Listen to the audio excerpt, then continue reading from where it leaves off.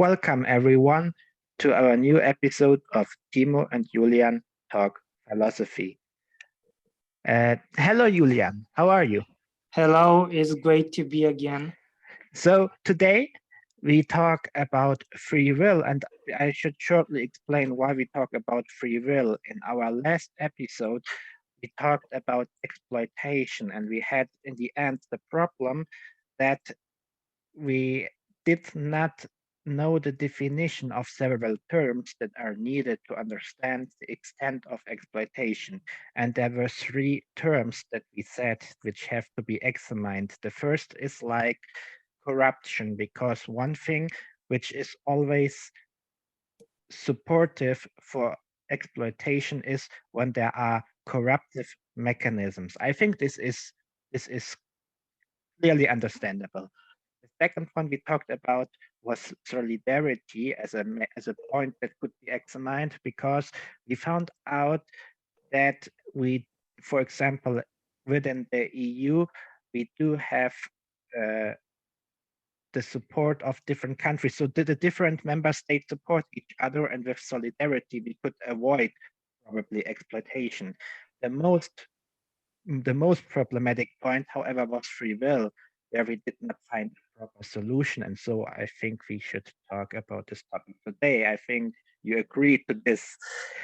Um, for this reason, let's first summarize the dimensions we had about exploitation so that we can straight start into free will. We found out that there are two forms of exploitation in the 21st century. It's digital exploitation and analogous exploitation. We crossed out digital exploitation because it's a topic for itself. Concerning analogous exploitation, we found out two dimensions. It is national exploitation or domestic exploitation and cross-border exploitation. And concerning cross-border exploitation, we found out that there are again two dimensions. It is once uh, exploitation, for example, within the European Union as a supranational entity, and exploitation with third countries, and especially some third world countries where we do not have automatic mechanisms like we would have in the EU with certain rights and punishments that can be enforced if a member state does not enact its duties and laws.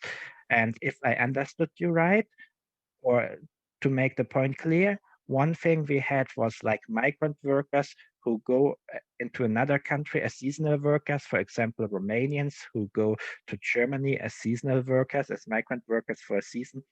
And my point was at first like that it could be an opportunity that these people, because they make more money here in Germany, so they can have better opportunity to build up a future in Romania.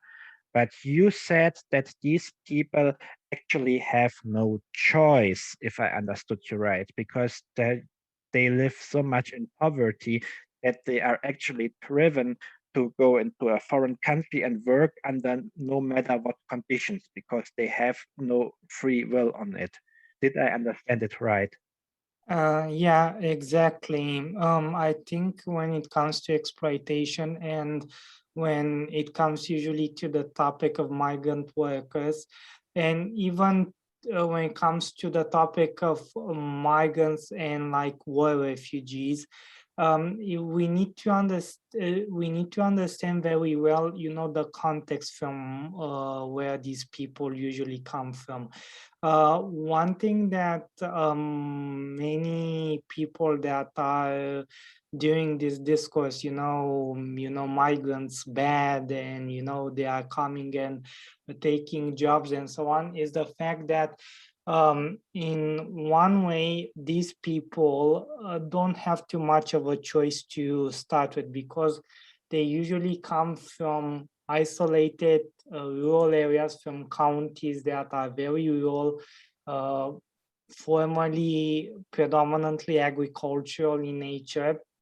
And another thing is the fact that many of these migrants usually would not have too much of a chance of like bettering their lives in their own country. So I think to a certain extent, we should not see things as too much of a free, not not with not having free will, but we need to understand how many choices somebody has. Because when you are in a desperate situation, when you don't have any type of perspective, usually you climb on to every opportunity, even without thinking like very much in depth, before accepting something. I'm not Oh, saying. that's why we actually need this episode on free will, so that we can understand like how much choice someone can have. And of course, this episode will have a huge impact on discussions that we can make in the future. We can talk about exploitation. We can talk about really about refugees, about migration, why people like feel forced to leave their home, also in terms of population increase and desertification in certain parts of Africa, but also like on how free will changed our actions in COVID and pandemic times. So there's a lot of things we can talk about. So free will seemingly seems to be something we have to handle today to be able to make further discussions to pave the ground. And I want to start. Normally, we start with the historical debate, but in this case, we would have to start in antiquity. But because free will is such an important point for ethical questions today, I think we should start rather like in the Middle Ages or Renaissance, more like this, because we can say like that the religious tradition and then let's say, a secularized tradition that appeared later are the main traditions that have an impact on this question today. And I want to start with an introduction quote on free will. It is from Martin Luther, and I will read it, and I'm curious about what you think of it. He says, quote, "Would you not laugh at such a writer, but you act exactly like this? For pretending to write on free will, you first throw aside and cast away the grand substance and all the parts of the subject on which you undertake to write, whereas it is impossible that you should know what free will is, unless you know what the human will does, and what God does or foreknows. Do not your rhetoricians teach that he who undertakes to speak upon any subject ought first to show whether the thing exists, and then what it is, what its parts are, what is contrary to it, connected with it, and like unto it, etc." It's from Martin Luther, The Bondage of Free Will, translated by Henry Cole, Learning Link Publishers, 2012, page 18. So this is end of quote. So don't you agree? At first, we have to find out what free will is, whether it exists, and what it contains, right? Yeah, I think when it comes to free will, you said what it contains, if I heard very well. Yes. What do you mean more exactly what it contains? Because usually when I'm thinking of free will, because what we and our listeners need to take into account is the fact that we are usually discussing extremely abstract notions, like free will is very abstract as a notion. And I think I'm talking now from a personal point of view. I think free will can be very or better understood from a dialectical perspective when you contrast it with the lack of free will. It's very Yes, hard indeed. I for think me I to think understand it, in a vacuum. yes, yes, yes. I agree to this. I agree to this. I think this is the point where this discussion starts, because when Luther wrote, there of course there was a discussion on on whether there is something like free will or not, a discussion with Erasmus. We will go to this in 1 minute. I want to put it in two sections, the historical discussion. First Judaism and then Christianity, and I think then we will understand modern free will. So in Judaism, I also want to start straight in Middle Ages Judaism, not in the tradition of antiquity. There was a very influential tradition, for example, Lurianism. You know, this in Renaissance Judaism, especially Lurianism, founded by Isaac Luria, there was important thought that you have to understand. Isaac Luria thought that God is something like he put like the light of the creation in vessels. So everything which we have of this on this world in this world, it was originally contained some kind of light. And he sends down the vessels to the earth because the earth was dark. So he takes like the creation account that the earth was dark, and then God sent light. So it's kind of built on this. So he sends the vessels there, so like that should put things on the earth, but the vessels broke, and the light rained down like sparks, and everything shattered down on the earth. So this is how he explains also the difference of resources, because some people have more resources, some less, because the sparks, they just went down, and some had more, some had less. And then he created human beings God created human beings like to repair the world, tikkun ha'olam, and to be able that human beings repair the world, God had to step back.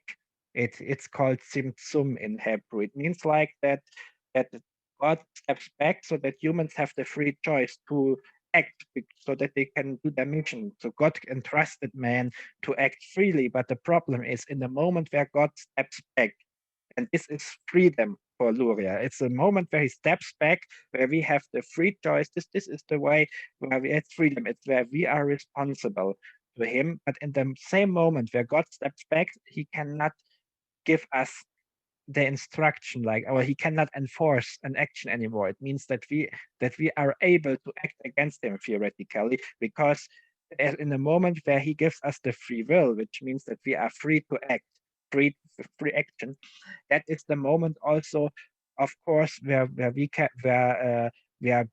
or where evil is possible. And that's the Jewish perspective. And then we have Christianity. We should start straight in the debate of Erasmus and Luther.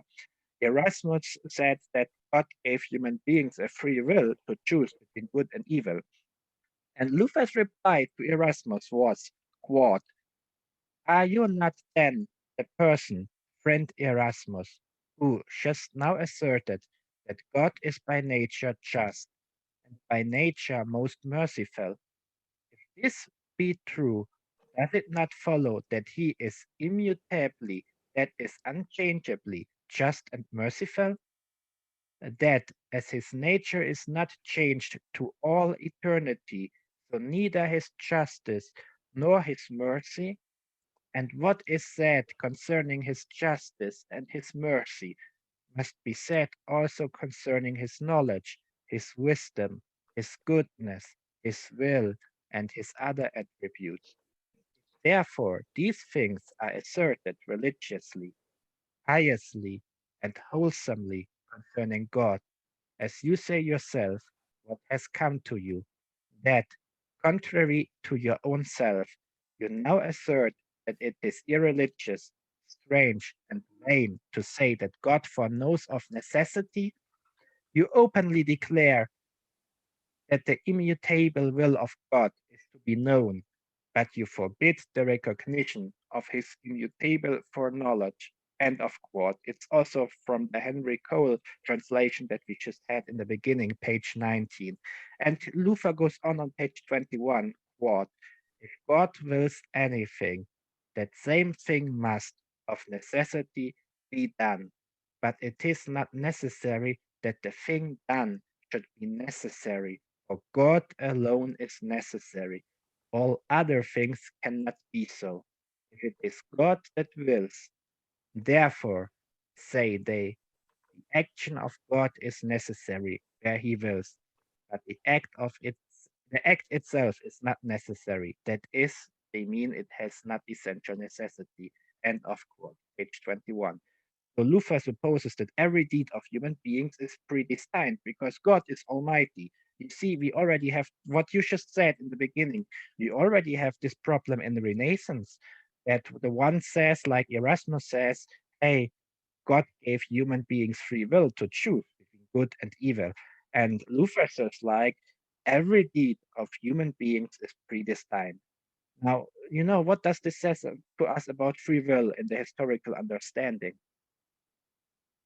I think it's very interesting when we take free will and we overlay it with theology, because I often hear this theme of the fact that free will is basically the one of the factors that can make us understand the benevolent nature of God.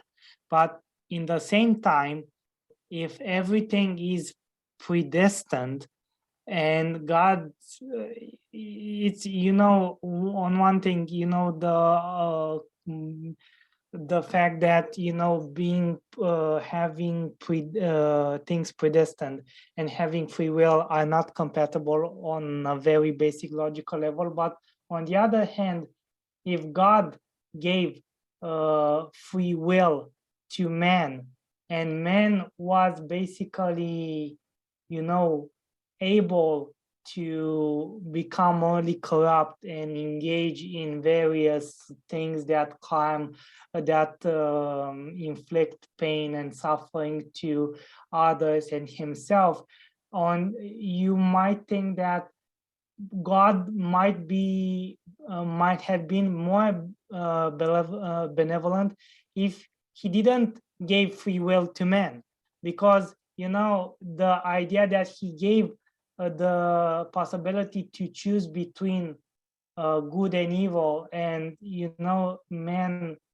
having the capacity to do evil too, kind of gives us an idea that God might not be really that benevolent, because he basically left an open door to man when it came to creating harm and suffering and misery. Well, so we agree that free will, and the first thing is a question on morality.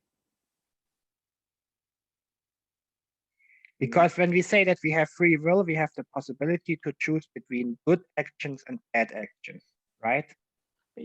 Sometimes I don't think that is the case, because you have in life, I'm referring to very pragmatic, practical things here.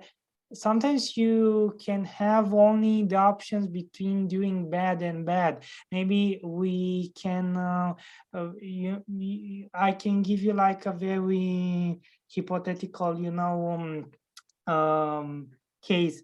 When let's say you in a post-war nation, when where everything is destroyed and you don't have any infrastructure and there is disease and a shortage of food, you can have the many times the possibility between killing your neighbor or the people that you live in the community with, in order to take some food from them, or killing in order for you to not be a target for others. So in some ways, sometimes we are put in the situation between choosing between something that is more immoral or less immoral, but they are both immoral, but there is a type of nuance related to it. Yes, so of course we do have ethical dilemmas. It's no question. But what we can say from your point is, because I think we saw both now from the Jewish and from the Christian account that actually the possibility to act freely, it was perceived as a gift from God, that we are able to choose, especially in Judaism. It was like when God steps back to give us freedom so that we can make our mission. It gives man a special trust, and of course it shows itself in Genesis 1:27 that God created man in his image. And you find it also in Genesis 5 when Enoch uh, walked with God. He was such a special person. He walked with God. So there, there is a possibility to choose the right path, and seemingly you get the best result, or you get the best result if you have the free choice, because this is the most perfect possible world. But I think that most people, when they are thinking about free will and the fact that God gave free will to man, we usually are thinking of that ideal situation in which you have to choose between something good and something bad, something that will have a good or a bad outcome. But you also have situations in which you have to choose between two bad things. Yes, and now there's a next problem, or the next question. We can go deeper into Christianity, Calvinism. And I have two quotes. One is concerning Calvinism today, and one is a quote from the 18th century. So that we want to get more to our age now. So we see that there was like a Renaissance discussion on whether free will exists or not. And the problem like that Calvinists have today, I quote something from a paper from James Anderson and Paul Manata called Determined to Come Most Freely, Some Challenges for Libertarian Calvinism from 2017, where it is written, quote, "It is commonly held that Calvinism is committed to theological determinism.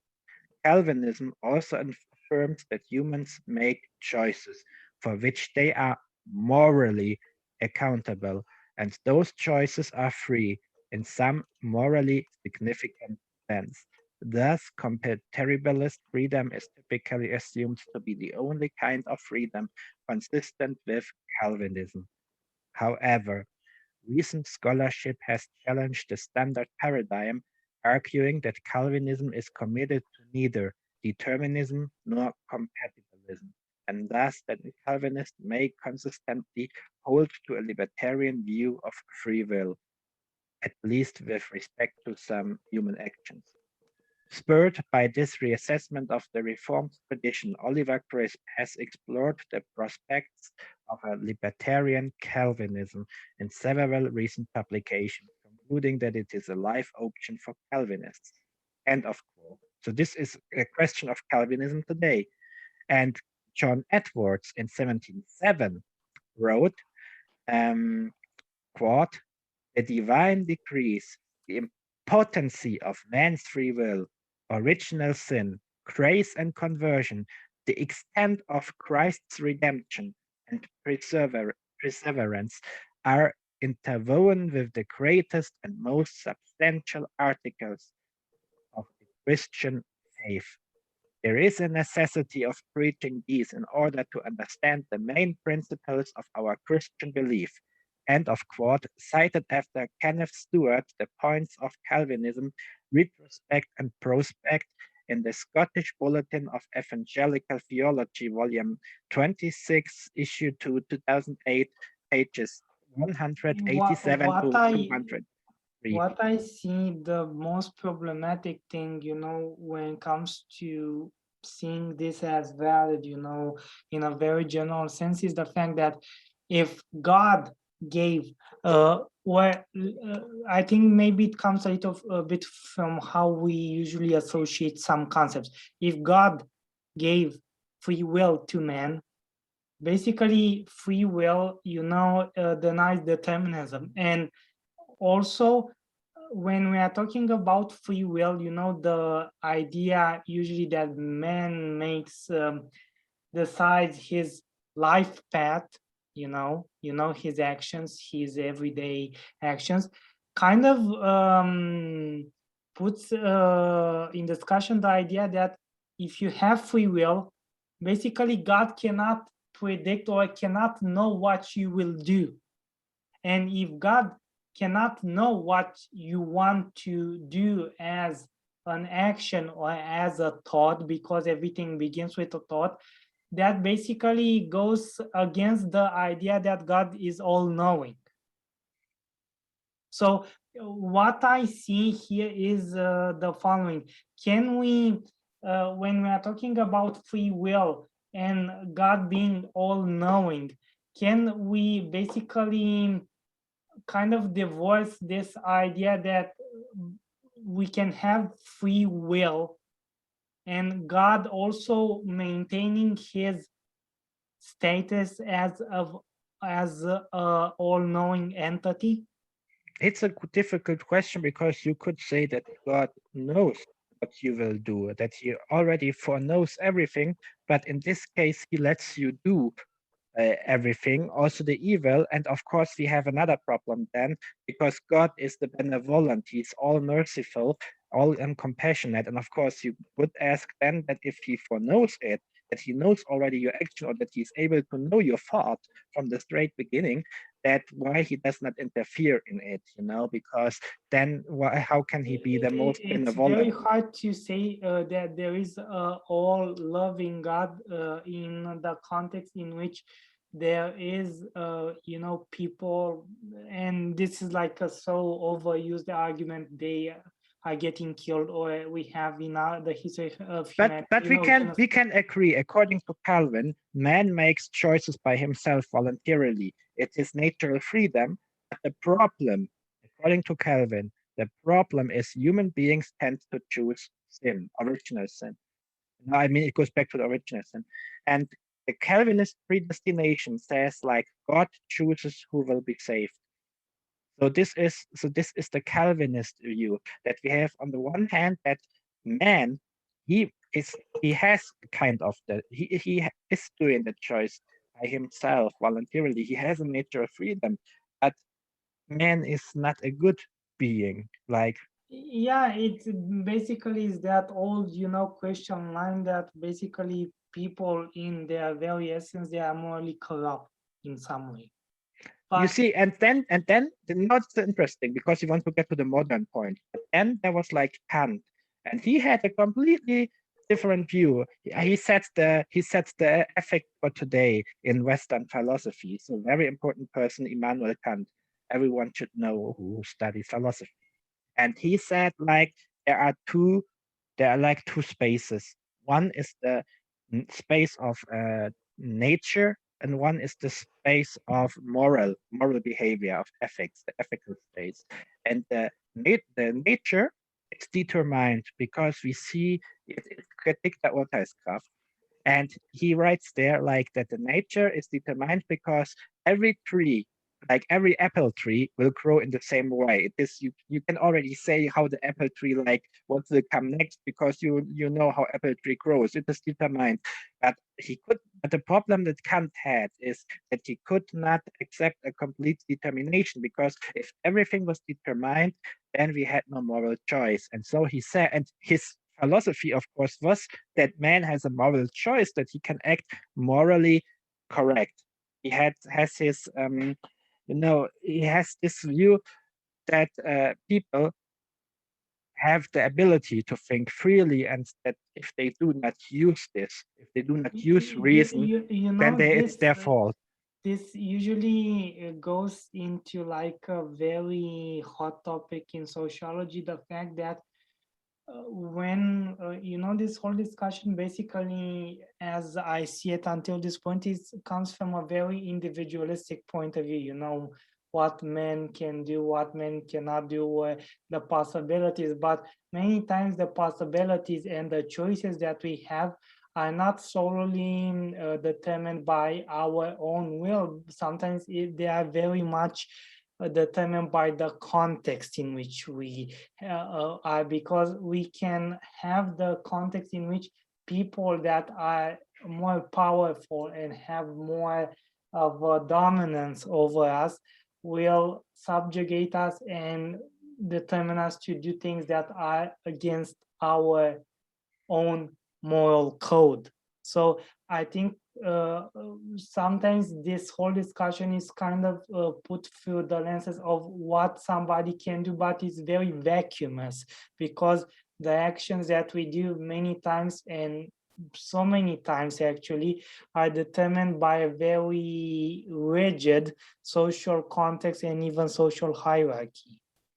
But we can see. I mean, it is clearly on the one hand you have the nature, because nature it has no moral implication. Nature just grows, and then you have morality as a free choice. In this way, that it's Kant's categorical imperative, categorischer Imperativ, that you should not demand things from others that you do not want to be demanded from you, or you should, or other formulate in a different way, that you should only demand things from others if you also want that others are able to demand the same thing from you, or that you could want from others to demand the same thing from you.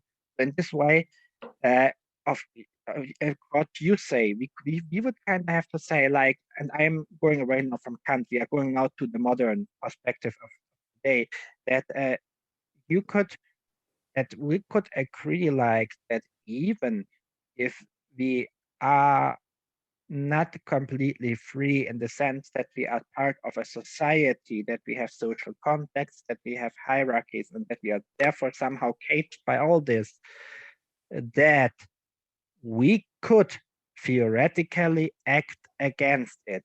I mean, we could theoretically say, like, no, I don't agree. I mean, this possibility, you have it as a human, right? Yeah, but when it comes to free will, sometimes we usually see this idea of free will. On one hand, we have the freedom of thought, in our heads, we can think of everything. But the problem comes when we put certain thoughts into action, because that's where the restriction comes. And we need to think of that all saying that, your freedom ends where the freedom of other begins. Um, because we cannot think of a total freedom, because free will, we should not put it in a very superlative, light, Okay, but by all what we have said now, where are we actually? Like, is human being predestined? Is everything foreknown? Or do we have a choice? If we have a choice, then how do we know that we have a choice? And where does the possibility of that we have a choice ends? Because to be able to answer all the questions of today, we have to know of how much free will do we have. yeah. So this is the very big issue, and to understand this, of course, the question that we raised until now is what is free will? So is free will primarily a moral question? Like, is free will a question, or is everything dependent on free will? We have shown through Kant that not everything is free will, because a plant or a tree is not able to have a free will how to grow. So seemingly not everything in this earth is undetermined. There are determinations, but it seems that free will implies to our reason. It is something we have reason, so we have free will. A cat has an instinct. When a cat recognizes a mouse, the cat will instinctively chase the mouse. It is no free will, but human beings have the free will to make a moral choice. And so this is the thing that we have seen, that we have the possibility to control certain actions. The question is how much control we do have.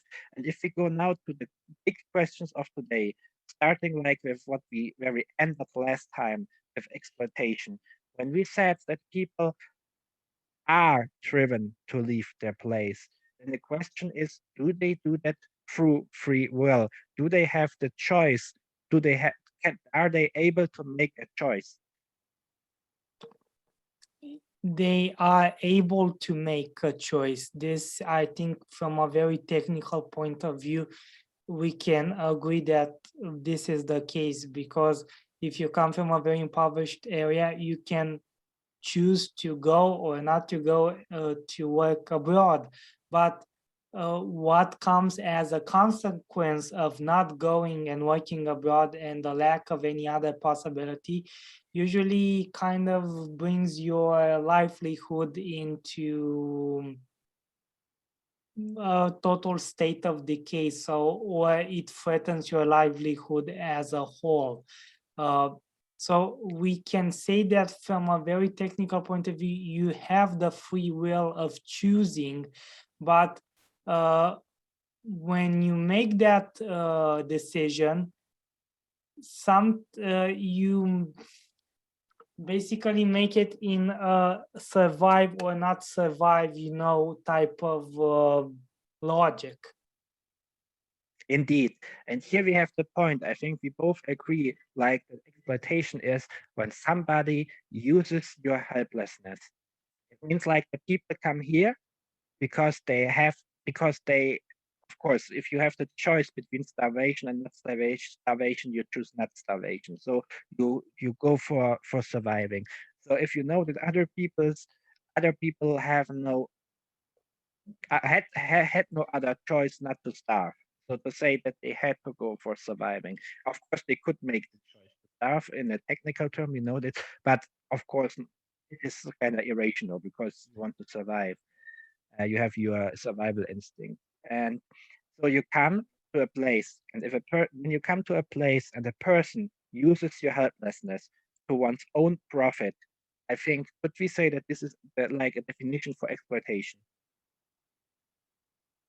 I think it could be exploitation. Because I think that is the definition of exploitation that you gave last time.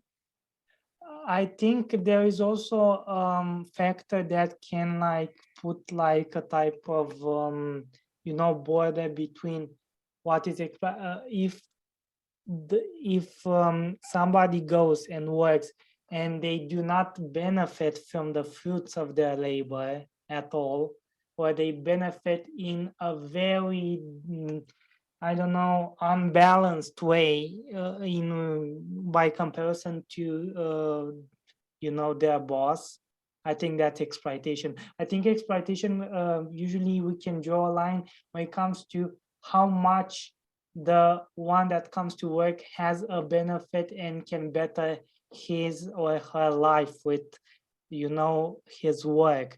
If he cannot benefit, and the amount of benefit is disproportional between the employer and the employee, I think that is where exploitation usually comes into the scene.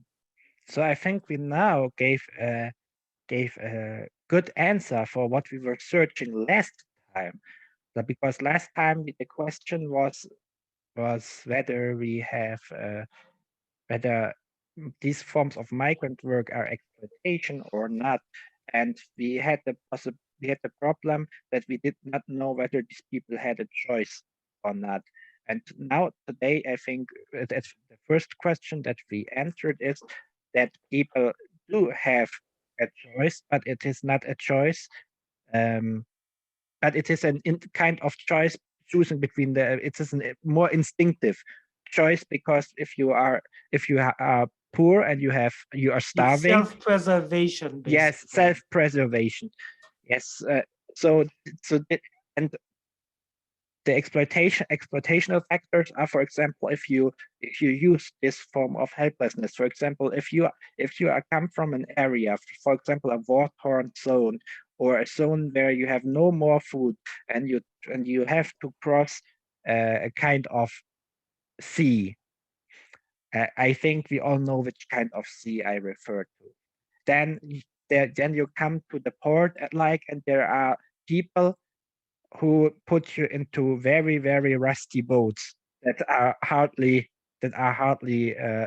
do hardly work, and you pay a lot of money that they just put you into these boats.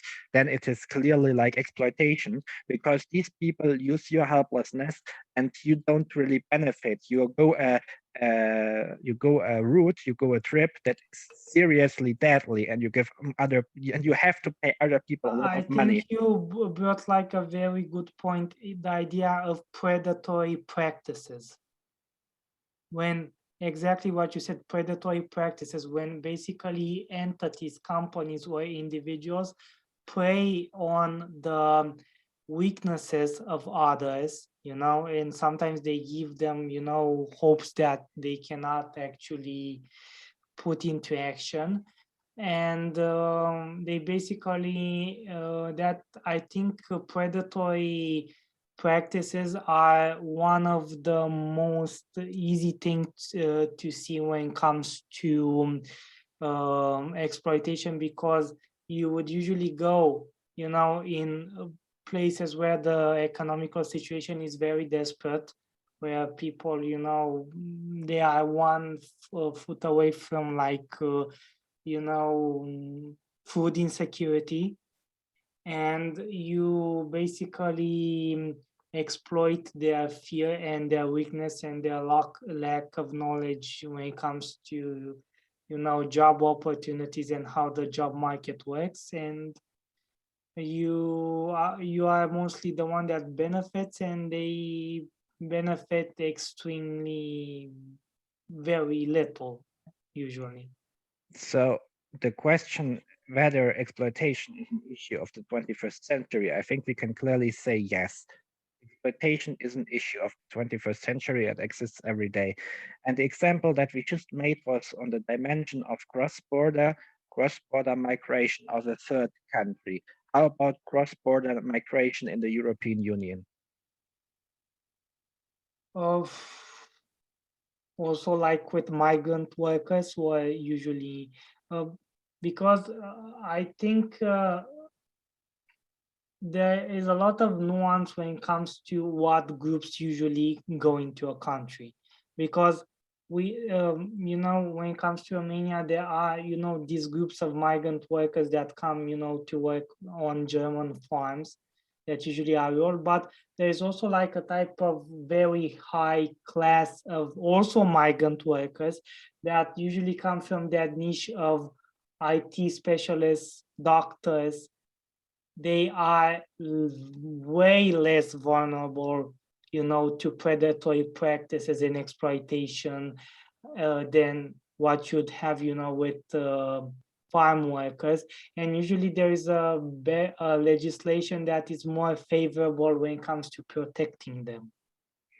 Indeed, we have to ensure that people in the European Union, that I think also that the member states of origin have to make clear in the guest states that certain rights are assured, because we all know this, like that, for example, Roma from Romanian who come to Germany. Some of them, when they find housing, some of them live in houses without water, in a very, very bad condition, with many people. I mean, at least it is said that such conditions exist in Germany. I cannot prove, because I don't live in a big city where such an issue exists. But I heard of situations like where these people, like, uh, because they come to Germany for a better life, and then they get, and because they, of course, they need to live somewhere, so they cannot live in their car with so many people. So they find, it seems like that there's also kind of discrimination, like no one wants them, and they finally find a house, and it is in a bad condition, but they have to pay a lot of rent. I mean, then of course we would also wish that it is made sure from the policy, that there's a stricter policy on protecting these people, right? And I mean, maybe Romania and Bulgaria, I think these are the home countries of most of the people who suffer this, that they also should use their standpoint to protect their citizens, like that they say they come to your country, but they are still our citizens, so please keep care of them. On the other hand, I don't think that the German government has a bad will on them. It is just, there are several people, maybe institutions. I don't know how they are organized, or who is the owner of these houses, but seemingly they specialize, like, on putting people into houses where no German wants to live anymore, because the living conditions are so bad. So they choose people from who come here out of desperateness because they come from a very, very, very poor village, like from Hungary or Romania, and that they take any living possibility that is possible. And here, of course, we have to enforce that the common norms of what the house should have are enforced, and that a house is declared unhousable. It exists. It is a term. It is a term in Germany that Unlivable. that the standard is so poor because there's no water and electricity that there can actually no one live. So that these people, because if a house is declared is like this, then you are prohibited to put people in there until the situation is solved. So we have to ensure that the laws that exist are enforced. So indeed, we do have several problems, and I don't think that it is a structural problem in European countries. It is just that there's always some people live from the poverty of others. I think that's a problem. Yeah, and I think there is always like groups of people in our society that the existence of very poor citizens is very advantageous to them, because it's very advantageous because you will always have somebody that is willing to work with very little money in very bad conditions. They don't have any pretensions when it comes to the quality of the places where they are housed. And for many people, that is actually a gold mine, you know. As bad as it seems, there are a lot of industries that usually thrive on predatory behaviors, and also industries and jobs, work that are more underground, they're Yes, illegal or at the border between legality and illegality. So yes, it is a convenient situation for many, unfortunately. yes, yes. It is indeed. So, is there anything we should we should add today, or something that should be mentioned? By the way, I just I just want to, in the end, then, if you have nothing to mention anymore, I want to mention that one, or at least one place where where, for example, Roma from Eastern Europe live with cliches, or where they have disadvantages, is sad. I mean, as I said, it is just sad to be. I did not live there, so I cannot judge myself. But it was, for example, sad to be the city of Duisburg. They had such a. It was said that they had such problems, and there are almost like 20,000 people from Romania or Bulgaria who live in Duisburg, and they always have trouble to get integrate. I mean, they want to be integrated, but they often have trouble being integrated because there are still many prejudices against this group. I think, and this is like a final thought. I think a big problem is the fact that, and I think this is very cyclical when it comes to logic. Their home states usually, I mean, they were discriminated in their home states, and when they go abroad, their home states just don't care about what happens to them. So it is very hard when they go into a country, that country doesn't know too much about their cultural background and what was their social condition in their home country. And on the other hand, even if a country like Germany would like to work with the Bulgarian or Romanian authorities in order to integrate those people, I can very assure you that the authorities would totally lack any type of interest of collaborating with the German one. So it's they are left like in a type of even if they're technically, even if they are like Romanian and implicitly European citizen, they are in a sort of apartheid condition. That's a strong word, apartheid.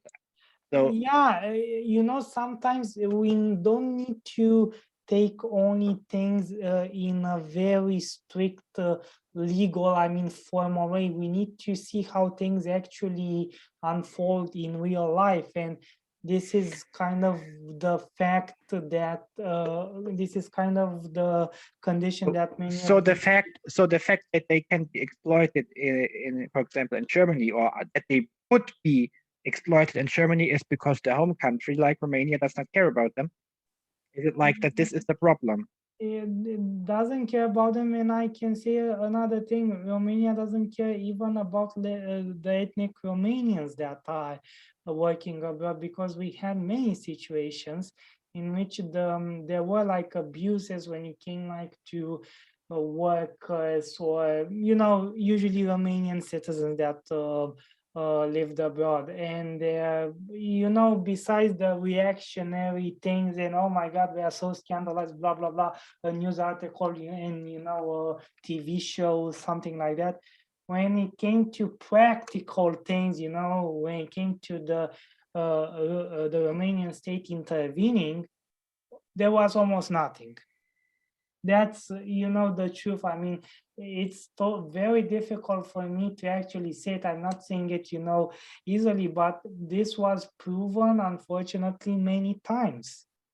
So what we need is more European solidarity, and that we enforce our values on all the European countries in a way. I mean, enforce is like that we enforce other countries to take care that their citizens have the standard that is set as being a member of the European Union, because seemingly this shows that in some countries they receive a lot of money for building up their countries, and it seems that these countries are still poor. So again, we have to talk about like corruption, solidarity another time. Maybe this goes too far for today, because as we said, this is all one cluster, one thing that is together. Because, for example, if somebody looks away, or if you are able to pay someone for looking away, for example, just as an example, then of course you can make exploitation possible. This is one of the factors. On the other hand, sometimes you don't need corruption, or you don't need people to look away to exploit people, because there's no one looking at the situation. So here we need more people looking at it to make clear that it is a kind of exploitation. So we have seen now that it is a real issue, and we could answer this because today we talked about a very important topic, free will. And I want finally to give our summary in the end on free will, and what we can make out of it. So at the beginning, we talked about free will from a religious stance, and we started today in the Renaissance, in the end of Middle Ages and beginning of Renaissance, and did not go do a historical approach in antiquity because the topic was so large. You already saw how much time we spent on it today. And we started with Judaism, with the Jewish point from Renaissance Judaism, and we started there with Lurianism, the teaching of Isaac Luria, who lived in Israel and who was influenced, of course, by his traditional religion, but also, of course, by the mythological ideas that that exists there in the Middle East and in this area in Israel, because he lived in Israel, and he said that, or he proclaimed a creation myth in which it is said that God put light in vessels. He created the earth and it was dark, and God put light into the vessels, and on the way to the earth they broke down, the sparks rained down, and then he created human beings to repair the world, and to be able that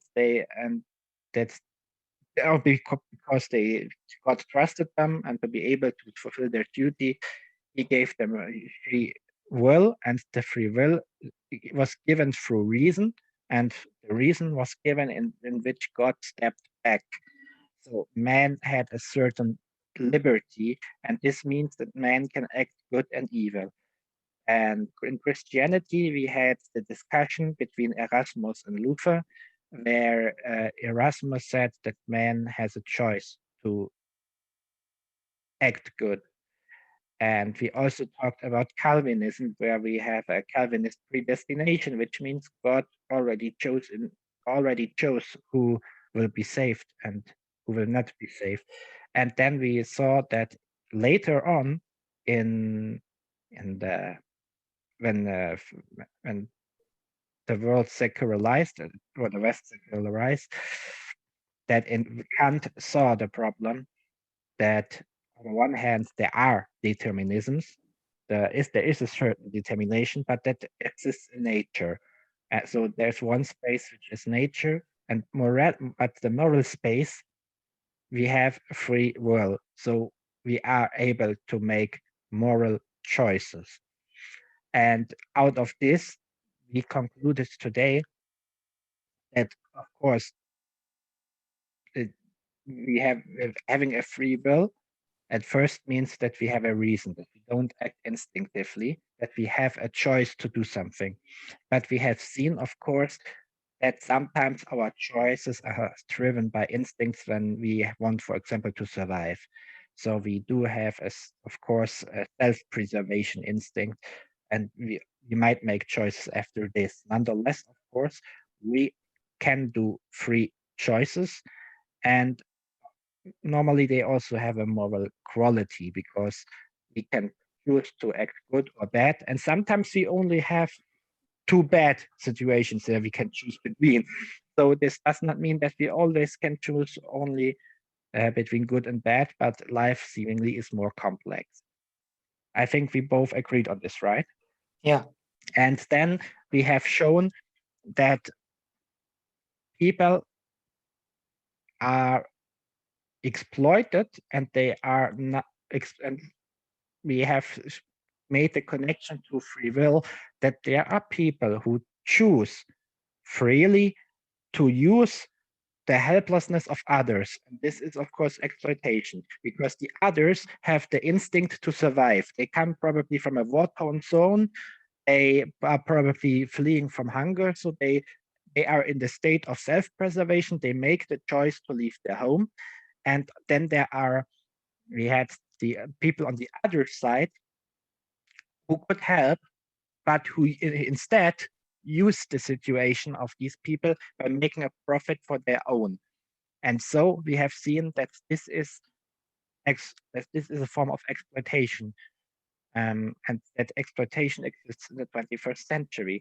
And then we have asked, of course, on how to fight exploitation, and we have seen that exploitation exists, or that the free will dimension has an important impact on the cross-border between third countries and the cross-border in the EU, because in EU we can appeal to solidarity, we can appeal to our values. So we can say that the countries have the choice to pressure another country where the citizens of one's own country are not treated well. And if they do not do it, and I think you made the example with your country, that if they do not care about their own citizens in another country, like if this is the case, then like the people